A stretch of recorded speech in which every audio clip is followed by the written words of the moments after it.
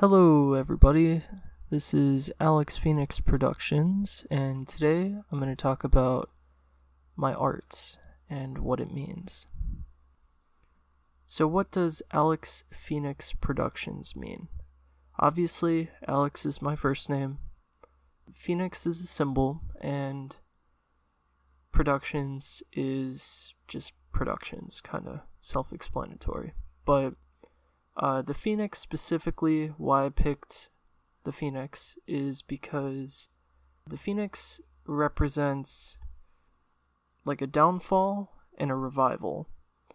The Phoenix in, I guess, folklore and mythology basically would burn up and revive itself out of the ashes of its previous body.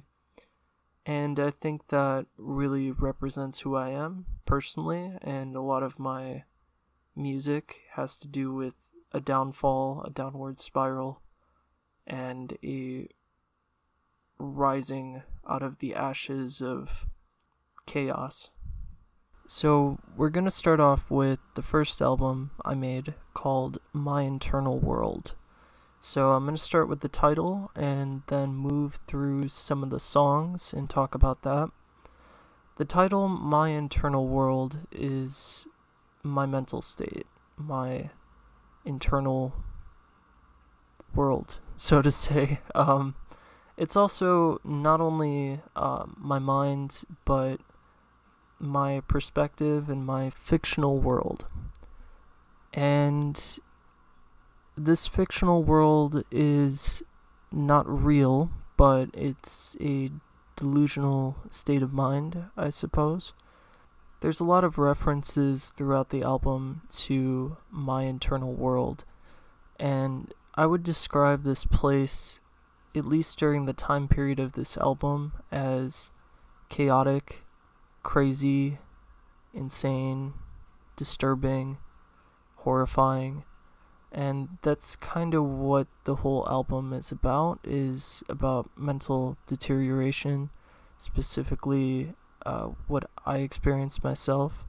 The album is fictional, but it has a lot of non-fictional elements to it. There are stories throughout the album that are real, but a lot of it is fictional, so don't take it literally. All my albums are like that, but I'm trying to represent certain feelings I had of isolation and fear and self-loathing and despair and anger and just my downward spiral in the past, something I dealt with, and that's kind of what the whole album is about. So, starting with the first song, Car Crash, there's a line in there that says, "Oh, what dirty thoughts that we have." And it's sort of in a taunting tone. It repeats a couple times. And what that represents is the dirty thoughts I had during a car crash that I really had in real life. And I think the start of this story was perfect at the car crash, because I would describe that moment as the moment when my downward spiral began. I was with a girl. We broke up that same day. I crashed my car because I was impulsive. I wanted to drive recklessly. I crashed straight into a tree at about 45 to 50 miles per hour. It was totally my fault. But the reason I kind of did it, I guess, was just an impulse. There really wasn't a significant reason why I sped up my car straight into a tree. I did want to stop, but the road was very slick, so my car would not stop, and I slid straight into the tree going about 45. And the dirty thought or thoughts that I describe in the song, I would say, are the impulses throughout the album. and in my real life that are destructive, and that's a major plot point throughout the album. I would describe that car crash as the moment when things turned south, like I said, and my deterioration began. So there's two characters in the song that I want to talk about as well. There's me, which I talk some points in the album and sing some points in the album, but for the most part you hear the voices in my head, metaphorically. And the one saying, "Oh, what dirty thoughts that we have," is kind of the antagonist in this story. It is the internal thoughts in my mind that are self-destructive, make me have low self-esteem, and sort of taunt me for my mistakes in life. This voice obviously is fictional, but it's a representation of our inner voice that taunts, teases, messes with us. Some people don't really have that negative voice so much, but I definitely do, especially when I'm not doing very well. So that is what the voice is. Usually throughout the album, you'll notice that it's like a whispering voice, and that is definitely the antagonist, the internal voice, taunting and teasing throughout the album. The next two songs kind of set up a deterioration. I won't really talk about them too much, but they sort of start the wheel turning towards the final destination of this album. I really don't have much to say about it. They do have a significance, but it's not a major thing that I'm going to talk about. The next song is Bound by Society's Chains. So it's a two-part song that's pretty long. Some things that are of note that I'll mention are the devil, I guess, the metaphorical devil throughout the album as well. It's a little bit different than the voice, that taunts and teases. This devil, I would say, is the main antagonist. I would say it best is represented by the devil. This is the evil side of myself. We all have that. The id, we are the ego, and there's the id within us, the ID, I would say that is the main antagonist of the whole album. He makes his first appearance at this point in Bound by Society's Chains. Bound by Society's Chains is mostly about being, again, bound by society's chains, feeling restricted by society, and feeling just stuck by your situation. Another thing to note in this song is the machine sound, and that is society, and you can hear marching in the song, and that is the people within society, the mindless drones that follow authority. I'm very anti-authority. I'm an anarchist. I'm not afraid to say that. But that's kind of what's the whole marching and the machine thing is. It's society and the people within it. And kind of my worldview about that, and how that didn't really help me very much when I was depressed and dealing with these feelings. Exploring the limits with my interplanetary cocktail. The song is a little weird, I'll be honest. It's sort of about, like, you know, changing your mental state with um, outside influences. I'm not going to really go over it, but basically there's a moment where you can hear, "Are you awake? You know, are you there?" And yeah, I'm not gonna really go into it. You can use your imagination. So, phone call. This is honestly about the most emotional and craziest song I've ever made. From what I've heard from the few people that have listened to my album, they think that Phone Call is the best out of all my songs, from what I've heard.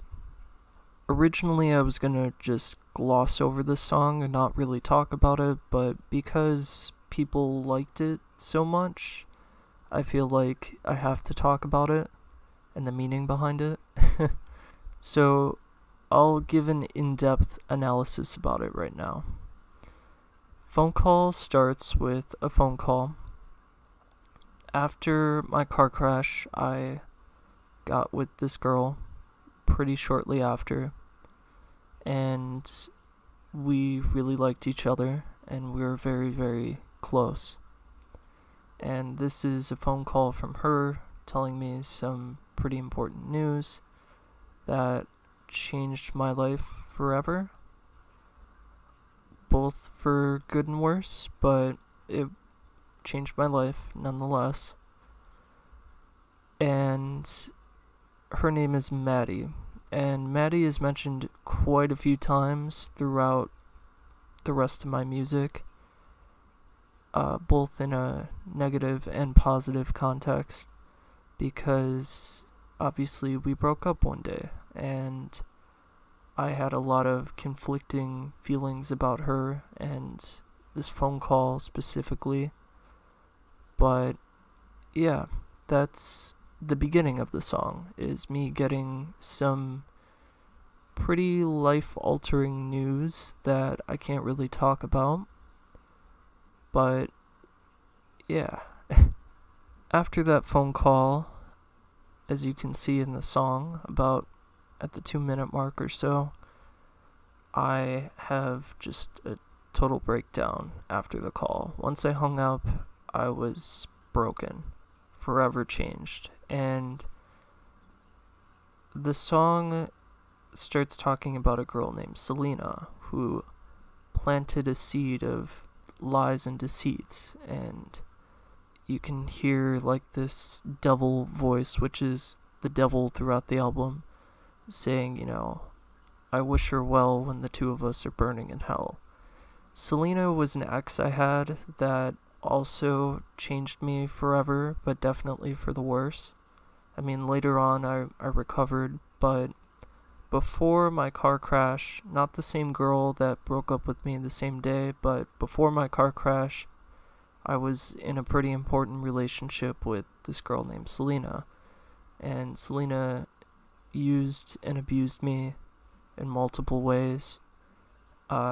She destroyed my self-esteem at the time, made me super depressed, made me think thoughts that I had never thought before when we broke up, and I won't go into that, but yeah, I was dealing with some really awful feelings inside as a result of her, and I've never forgiven her since. I just can't.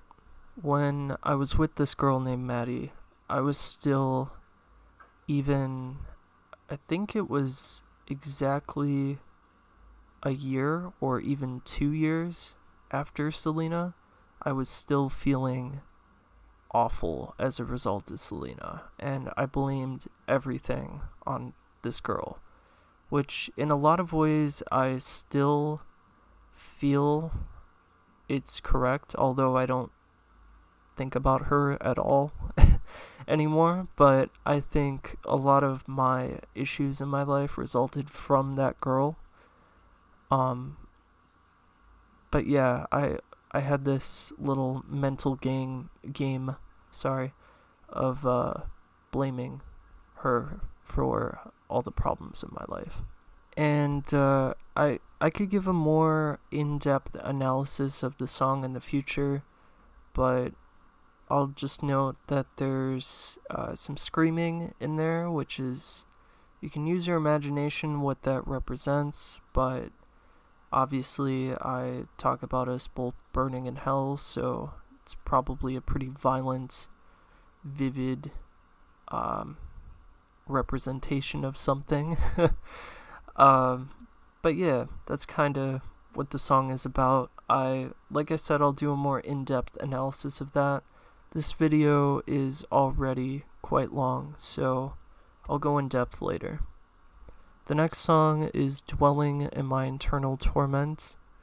It kind of is a continuation of Phone Call, so I'm not going to really go in depth with it. Again, those two songs I can go more in depth with in a future video. So with Entering the Slaughterhouse and The Devil's Solution, basically the main points of these two songs is we've crossed the line into the fictional world of my internal world. This is where it is no longer real, it is entirely in my head. And again, there are aspects from real life in these songs, but a majority of it from this point on is all in my internal world. We've crossed into the other realm inside my head. Things to note are that the devil, quote unquote, and the voice inside my head are kind of blurred at this point. There's sort of a singular character. They've sort of morphed into each other, and that was on purpose. And then the next 4 songs after this, I won't go in huge depth about either. It's mostly about feeling isolated, feeling depressed, feeling angry, and this is, again, the point of no return, the point where we can't dig ourselves out of this hole, the downward spiral. And now I'll talk about the letters to Maddie. As I talked about before, I had a lot of conflicting feelings when we broke up, and these songs, when I made them, I did not feel that way. Today, I don't feel that way, but I felt a lot of those feelings in the past, but not quite either. I felt sort of like a monster, and that's kind of what the songs, these letters, quote unquote, are about. They're not meant as literal letters to her. It's not something I would send her. There will be a letter in the future that is really meant for her in a song format, but these letters are meant to be almost like crazy writings, self-writings that people do. When they have gone insane, they might address a fictional character in their head, and that is kind of what these songs are about. It's me after we have broken up, after I've gone through my downward spiral. It's basically me just going crazy, talking to her when she's not there. Again, it's fictional, but it does it's kind of a metaphor for how I felt. I would think about her a lot, as if she was there. What would she want from me? We did break up on good terms, but I still had all these conflicting feelings in my life. The Antagonist is a instrumental. It's very reverb heavy and distorted. It's supposed to be kind of like the transition into like the deep dark abyss, and that's what I wanted to make it feel like. The antagonist is, like I said, that devil character, and the voice inside of my head. They are kind of one and the same, and at this point they are just a distorted,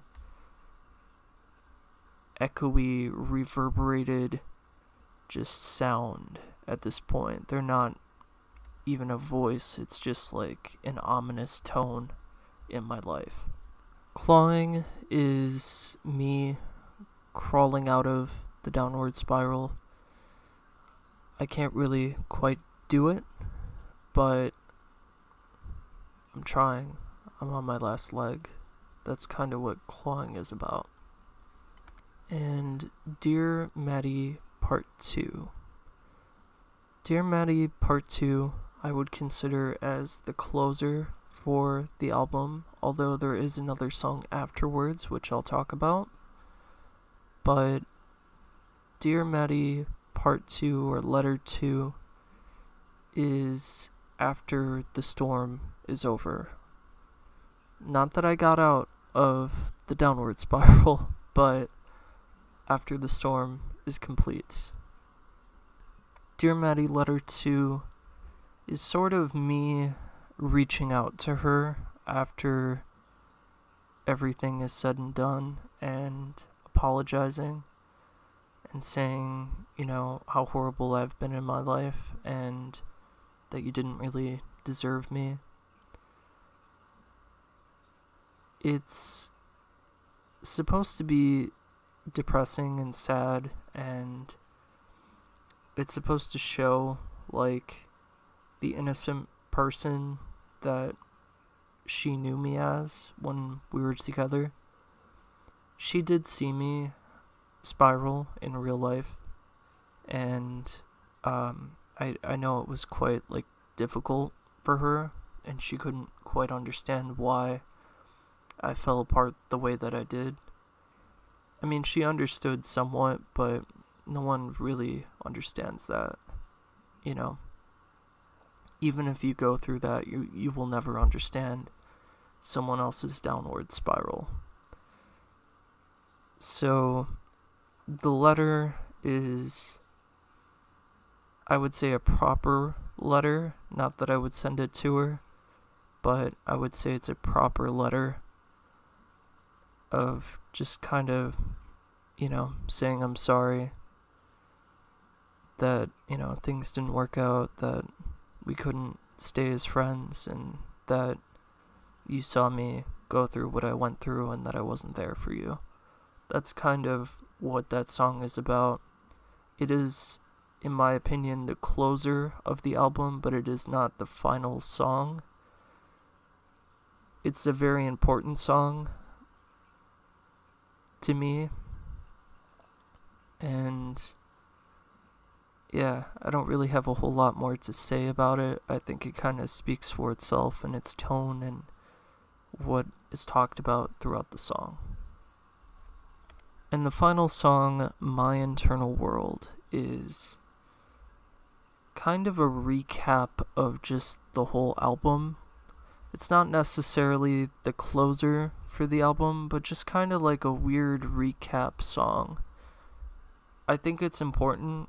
I won't really go in depth about the song, but I just want to mention that it's kind of a recap of all of the feelings throughout the song, or the album, and just kind of like this mental deterioration and turning into the antagonist, myself, and how all the lines are just blurred, that you don't really know at the end of the album who is in control anymore, and that's kind of what My Internal World is all about.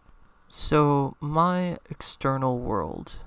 The album currently is not finished. There's a few songs that are demos at the moment, and I wanted to create one more song in the album, but I will talk about it regardless.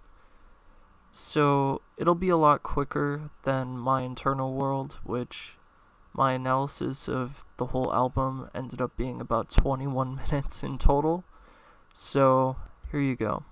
My external world is a short story, I would say, about meeting my girlfriend and the struggles and hurdles in between that whole thing when our relationship started.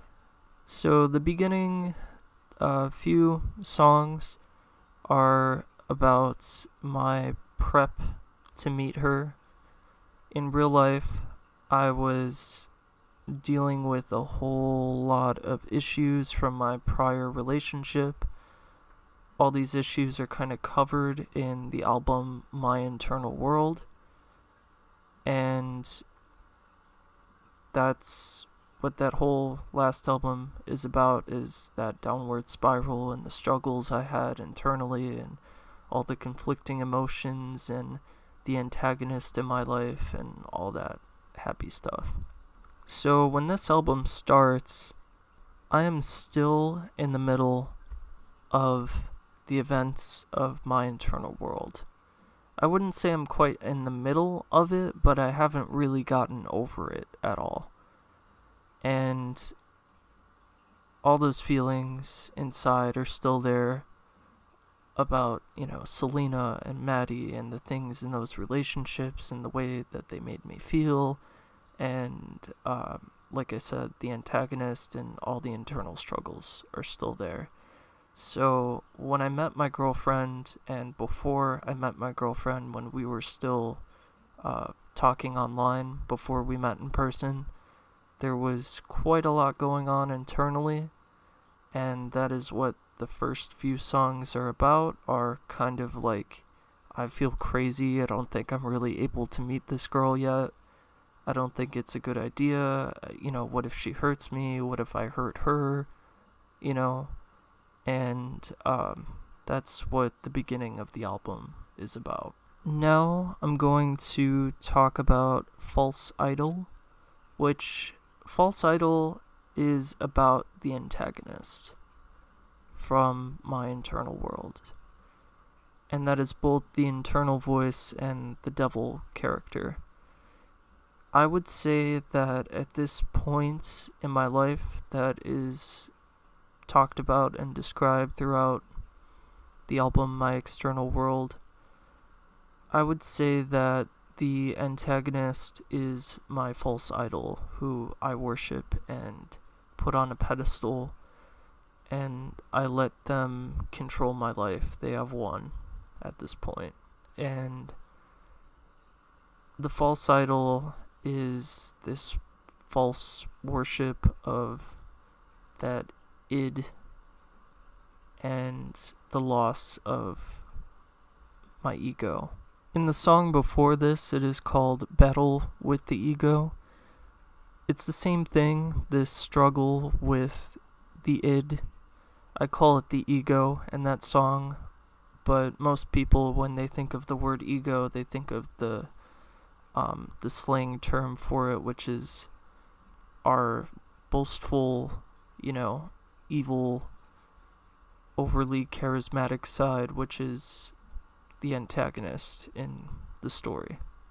Things in the album then switch gears with the song Level Up, which, if you hear the song, it's quite weird. It's sort of like this comical break in between. This song is sort of about depersonalization a little bit, feeling that, and derealization, the feeling that, life isn't real, things are not real, this is all just a video game. That's what Level Up is about, feeling that, life is just like a joke. And I put that in there because it was a feeling I had at the time when I met her. I felt like, this is all just crazy. I don't know how this is working at all. How are we together? How is this girl even with me when I'm like going through so much? It just turns out that she's a really sweet person, and yeah, I don't know. At the time, it just felt crazy to me. I didn't think anybody would want me as broken as I was. Work That Thing. I'm not gonna really go into it. You can use your imagination with that. It's about our relationship. You Filled the Void is currently a demo, I believe, at the moment. It's sort of a love song about how my girlfriend, when I got with her, and I still feel sort of this way. I don't feel as dependent today, but I still feel and felt before that she kind of straightened me out and made me feel, better about things and helped me get over my internal world, my internal struggles, and my downward spiral. And Sunset currently is the closer for the album. It's a soft instrumental, and it kind of leads into the next album, which is Nightmares. But I just want to say that Sunset is kind of a calming, synth thing that's going on, and it just fades into Nightmares. Another thing to mention about my external world is overall it's a lot more of a light-hearted album. A little dark still and depressing and kind of industrial, dingy synth stuff, but the overall tone of the album is more lighthearted than my internal world, and that's to kind of show that although, I had all these dark feelings in the background, or internally, in the external world, when I met my girlfriend, things were quite happy and actually turned out to be pretty good and fun and wild, and yeah. My girlfriend's name also, if you're curious, is Mirtha. Kind of unrelated to the album, but I just wanted to mention it in case you don't know me or you don't know a whole lot about me. So, yeah. Nightmares. So, Nightmares kind of goes back into the world of my internal world, and it kind of has a feeling that more closely resembles my internal world, but it's also quite different than the past two albums. I would say it has a lot more influence from industrial, ambient music and such. It doesn't have all that many lyrics in it, but it sort of does at points. There's quite a lot of instrumentals, but there also are songs that have quite a few words in them as well. It's sort of a mix, I would say half and half. So there's this whole thing with colors, this theme of colors throughout the album, and the colors all represent different things to me. They don't really have the same meaning as what society gives these colors, but to me they have an individual significance, which I'll explain now. So the color green represents evil, self-indulgence, a really big ego, at least the slang term for ego, and being overconfident and risk-taking and just malicious. That's what green means to me. And in a lot of my arts, in my paintings, and in my songs, if the color green is ever there, it represents evil most of the time, and that is what the song about Green Room is about. Red is either the color for love or the color for anger. More likely it is the color of anger in my arts, but it can be the color of love. I guess that does reflect what society gives the color red. I think it is kind of an appropriate color, so yeah. Yellow is a mellow color. That's why the song is called Yellow Mellow. It's a depressing, industrial-ish song. I would say ish because it's sort of synthy too, and yeah, it's got that voice again in the song, but it's also kind of like this muddled internal talking throughout the song, and then it builds up into this like heavy synth, like high pitched thing, and that's what that whole song is about. And blue is the color of innocence for me.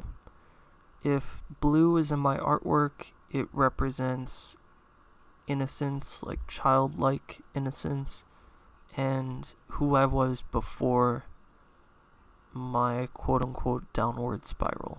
So now that you know that, Nightmares is about nightmares. Things that haunt me in my life. And we go through the songs with the colors green, red, yellow, blue, and I think they sort of speak for themselves, but I'll still go over them just to make it easy on people to understand. Green Room is about, my darker points in my life. Seeing Red is about my bursts of anger and impulsiveness. Yellow Mellow is more about depression and isolation. And Baby Blue in the Ocean Above is about a personal event in my life of someone that I lost. And yeah, Nothing Left in the Palette is just kind of explaining this fear of like not feeling anything, being empty, not having color anymore in my life. That's what that song is about. Merry-Go-Round and the Downward Spiral are kind of about being manic and feeling overly confident about yourself and just losing your mind. That's what the two songs are about. And Waking Hours is sort of self-explanatory, but I will explain the instrumental a little bit. So basically it starts kind of synthy, and then this loud sound happens, and then there's these repetitive sounds afterwards. And the loud sound is like the fear associated with waking up and realizing like what is going on. And the repetitiveness is the echoes of your thoughts and reflection. There is a bonus song that is coming out pretty soon, and that song will be called Rise of the Machine. In this song, it is mostly an instrumental, but there's a lot of like weird subliminal stuff in there, and then there's some like background murmurs, and I suggest that you guys really listen to it. The only thing that I will say is that the antagonist throughout all these stories is taking form in my ego throughout the story, and in a future album, this new/old antagonist will be the main character of a new story that is entirely fictional. And yeah, you'll get to experience that in the future.